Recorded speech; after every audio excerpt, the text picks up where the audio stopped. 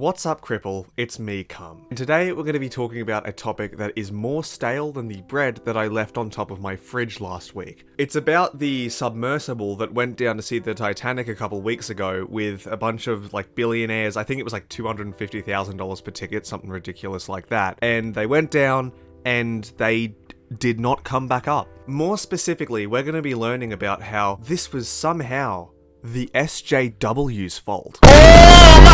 You know, I thought it was because of pure hubris and shit regulation regarding stuff like this, but apparently not. Apparently it was because of those damn diversity hires. Alright, I'll stop ticking you around, but the video we are going to be having a look at today is called, I shit you not, the dark, woke secret of the missing Titanic sub as crew has just hours to live. I think that says everything you need to know. I'm just gonna play the fucking video, and you're gonna see what TheQuartering has to say. What's going on, everyone? Jeremy here from TheQuartering, and everybody is talking about the missing Titanic observation submarine. Oh man, he just seems so passionate about this subject. I can't wait to hear his thoughts. What they're not talking about is some of the interesting woke rhetoric used by the CEO of the company and their hiring practices. It could literally be one of the first cases of death by DEI. You know, you wouldn't tell it by looking at this guy, but he must be a real athlete. Because he's really fucking good at leaping to conclusions. Now, to be clear, I hope that they're rescued. I hope that they're safe. Annie's here. Say hi, Annie. Yeah. Real care and charisma on show here. I can really tell that he wants them to be rescued and that he isn't just here to make money off of a trending topic. Okay, if I'm not making it obvious enough, this guy's a grifter, he doesn't care what he's talking about, and you should take that into account as we go through this video. I'm also going to speed him up a bit because he's just so incredibly grating to listen to. But then there's also like this weird leftist cheering for these people to, laughing at them dying mostly just because they're rich. Okay, that's a sentiment I agree with. That's pretty bad. Which is cringe and bad. We know that if everybody on this boat identified, had pronouns or were they thems, we'd have the full deployment of the U.S. military to find them. Actually, everyone has pronouns. No, but in retrospect, it's kind of funny because apparently the US Navy knew from the beginning that they exploded it. Yes, I know it's technically an implosion, shut up. This particular submarine that goes down to see that has some interesting mechanics, including a off-brand Logitech, off-brand PlayStation controller,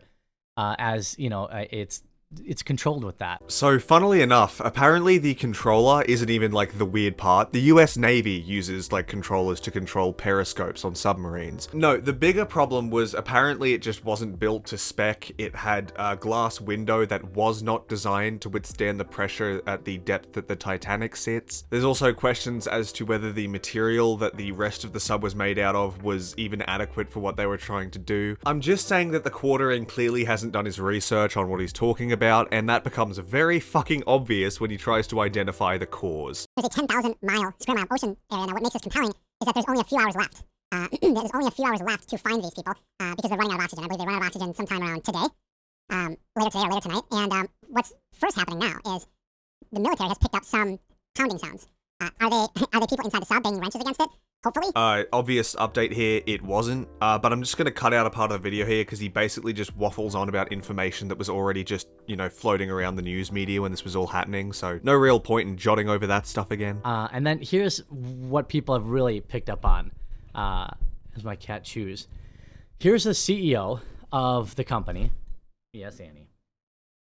The CEO of the company, which is operating the missing Titanic tourist submarine, explains that the company didn't want to hire any experienced 50-year-old white guys because that wasn't inspirational. Yep, and here we go, folks. It's almost like CEOs like to make their companies look all young and hip so that people will be more inclined to apply for jobs there. Listen to what he talks about. The CEO talks about hiring people. Yes, I mean, when I started the business, one of the things you'll find there are other sub operators out there, but they typically have gentlemen who were ex-military submariners, and you'll see a whole bunch of 50-year-old white guys. What's wrong with that? Nothing? Like, he's making a clear observation that most of the people that come out of the US military, at least at a high rank, tend to be older white guys because, to be honest, that's just the demographic that the US military has marketed to the most. You know, at least around the time that those guys would have been going into the army. Anybody can learn it. But what experience gets you is when the times get tough, what do you do? And then, you know, you've been there before. You've heard about things that work. You've been on you have the experience. So, like, I don't actually completely disagree with him here, but, like, to act like it was because of woke hiring practices and not because it was a company trying to cut corners by hiring interns is hilariously paranoid. It's just like a really common trend that you notice with this guy's content, you know, and it's pretty bad, man. I mean, what an idiot. We're thrilled to get very intelligent, motivated young people. Now, people still signed up in this to do this tour anyway. Oh my god, dude, he's reading so much into an interview which came out, I think it was almost a year ago. This is like blaming your local contractor's intern who was hired like 3 years ago because someone died of a forklift accident last week. The mental gymnastics you have to pull off to justify this kind of thing is funny enough on its own, man. Today's it. You know, they've got to find them today. They've got to get them out today. And who knows, like, if they find them, how long will it take to actually rescue them? You know, I don't know. It's very, very concerning. But what I will say is any company that hires based on diversity is also, a different way to put this, is also saying that they are not hiring the best person for the job.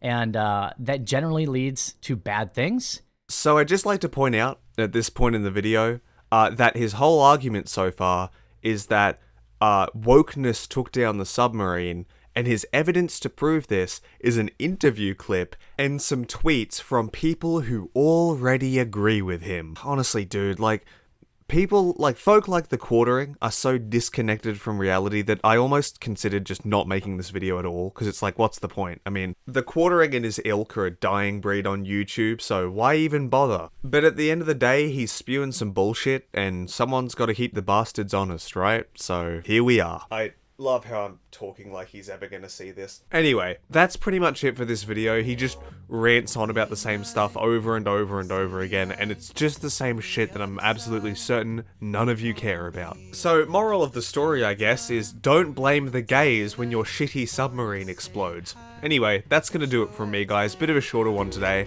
Hope you enjoyed it. Please like, please subscribe. Have a wonderful afternoon, and I'll talk to you later. Your brain for sure. You keep telling me that it's all okay, but I know, yeah, your silence